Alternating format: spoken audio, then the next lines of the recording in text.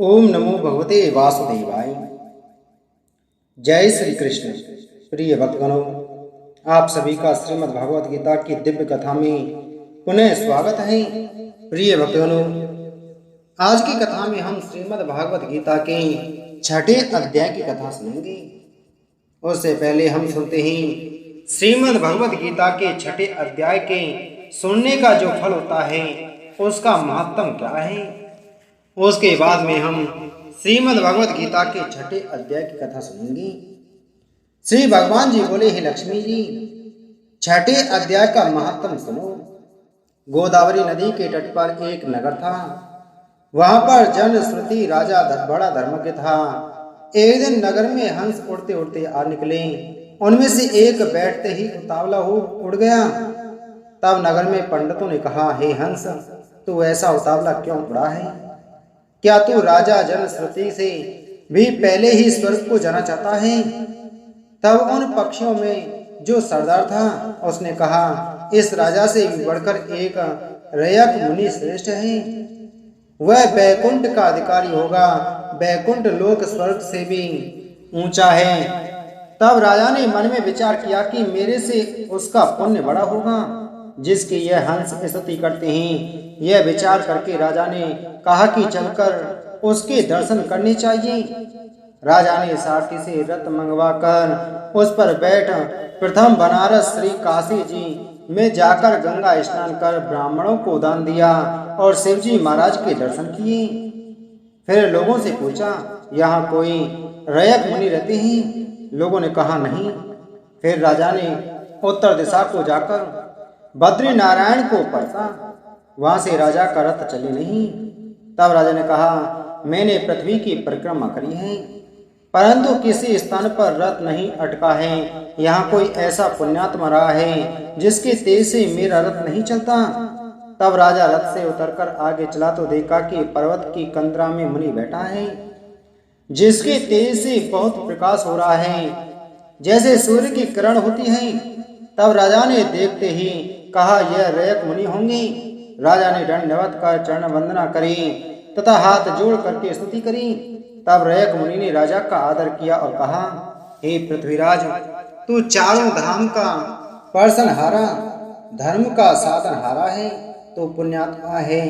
तब राजा ने मुनि से कहा कि आपका तेज ऐसा किसके बल से है? तब मुनि ने कहा, हे राजन, मैं नित्य प्रति गीता जी के छठे अध्याय का पाठ करता हूँ।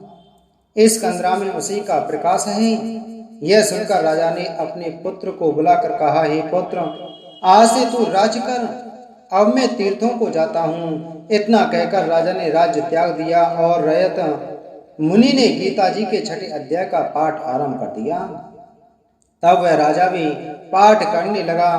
एक दिन प्राणायाम करके दोनों ने देह त्याग दी। तब स्वर्ग से विमान आए जिस पर बैठकर वे बैकुंठ को गए। श्री नारायण बोले, हे लक्ष्मी, अब तुम श्रीमद् भगवत गीता की छठे अध्याय की कथा सुन।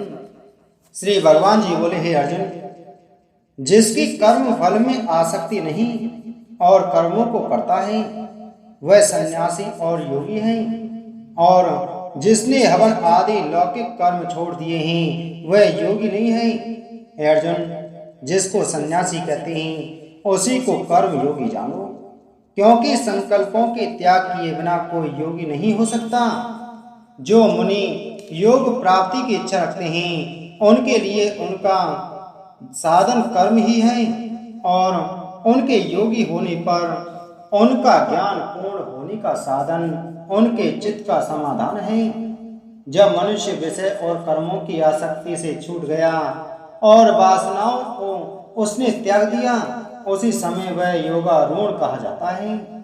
जिसने मन स्वाधीन कर लिया है वह अपना हितकारी है, और जिसने विवेक का त्याग किया है वह स्वयं ही अपना शत्रु है। मन को जीतने वाले शांत स्वभाव मनुष्य की आत्मा शीत उष्ण सुख दुख मान और अपमान इनके होने पर भी अत्यंत स्थिर रहती है। जिसने ज्ञान विज्ञान से अंतःकरण को तृप्त कर लिया है, जो निर्विकार हो गया है, तथा जिसने अपनी इंद्रियों को बस में कर लिया है, जो मिट्टी पत्थर और सोने को एक साथ समझता है, वह योगी कहलाता है। सो हृदय मित्र, शत्रु, उदासीन, द्वेषी, मध्यस्थ, द्वेष करने योग्य, बंधु वर्ग, साधु और पापी, इन सब में जो समान दृष्टि रखता है वही श्रेष्ठ है। योगी पुरुष को मन और आत्मा को अपने बस में करके वासनाओं को, समस्त प्रपंचों को त्याग कर एकांत स्थान में पहले कुश, उसके ऊपर मृग आदिकों का चर्म और उसके ऊपर वस्त्र बिछावे। स्थान न हो तो बहुत ऊंचा न बहुत नीचा हो, उसी पर मन को एकाग्र करके चित्त और इंद्रियों को रोककर बैठना चाहिए। आत्मशुद्धि के लिए योग करना चाहिए। शरीर, मस्तक और गर्दन को सम करके अचल होकर स्थिर होवे और अपनी नाक के अग्रभाग को देखता हुआ सब दिशाओं से अपनी दृष्टि हटाए रहे। वह रहित होकर शांत चित्त से ब्रह्मचर्य व्रत का पालन कर मन को रोककर मुझ में ही लीन हो मन को योग में लगावे। इस प्रकार मन को बस में करने वाले योगी को निरंतर योगाभ्यास करते रहने से मुझ में रहने वाली और अंत में निर्वाण पद अर्थात मेरे स्वरूप में लीन करने वाली शांति प्राप्त होती है। हे अर्जुन, जो अधिक भोजन खाता है या अनेक दिन उपवास करता है, जो बहुत सोता या जागता रहता है, उसको योग प्राप्त नहीं होता। जो उपयुक्त आहार और विहार करता है तथा कर्मों का योग रीति से पालन करता है तथा जो यथा समय सोता और जागता है, योग ऐसे पुरुष का दुख मिटा देता है। तब संयम को प्राप्त हुआ चित्त अपने आत्मा में ही स्थिर हो जाता है और सब कामनाओं से निवृत्त हो जाता है। तभी योगी मोक्ष पद पा जाता है।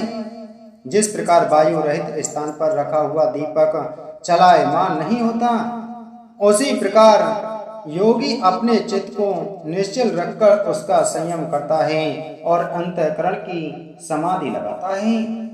जिस जिस अवस्था में योगाभ्यास के कारण चित्त का वेग रुककर विषयों से पृथक होने लगता है और जब शुद्ध अंतःकरण से आत्मा को ही देखकर आत्मा में ही संतुष्ट होता है, जिस अवस्था में वह अत्यंत सुख जो इंद्रियों द्वारा जाना नहीं जा सकता वरन केवल बुद्धि से जाना जाता है, अनुभव करता है, और जब वह योगी आत्म स्वरूप में स्थित हो, उससे विचलित न हो, जिस अवस्था को पाकर फिर और कोई बड़ा भारी दुख वहां से उसे चलायमान नहीं कर सकता, इस अवस्था को दुख संयोग वियोग कारक योग नामक जानना हो। सो योग निर्विकल्प चित्त से निश्चय करके ही करना चाहिए।